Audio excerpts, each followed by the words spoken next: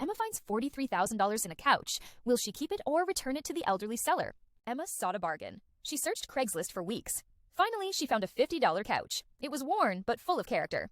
Excited, she drove to get it. The seller was an elderly woman named Mrs. Jensen. They briefly chatted, and Emma felt a connection. After loading the couch into her car, Emma rushed home. She couldn't wait to redecorate her living room. Once home, she sat on the couch to examine it. That's when she noticed a strange lump in the cushion. Curiosity drove her to pull it out. To her shock, a thick, sealed envelope emerged. Heart racing, Emma opened it. Inside were stacks of cash, $43,000. Possibilities flooded her mind. She could pay off her student loans, travel, or even buy a new car. Then she remembered Mrs. Jensen. After all, the money had belonged to her. Emma was raised with values of honesty. She knew her duty. With determination, she found Mrs. Jensen's number written on the Craigslist ad. "Hello, Mrs. Jensen, it's Emma. I hope you remember me," she said, her heart pounding. "I found something in the couch." Silence followed. Then Mrs. Jensen responded, "Oh dear, I knew I shouldn't have left it."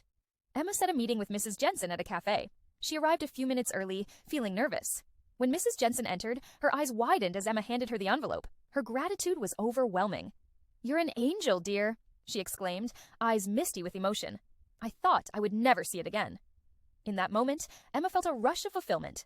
Doing the right thing felt better than any riches ever could. Despite her protests, Mrs. Jensen insisted on giving Emma $1,000 as a reward. Emma reluctantly accepted, feeling it was a token of appreciation. As she left the cafe, she realized that kindness had its own rewards and that money could never buy true happiness.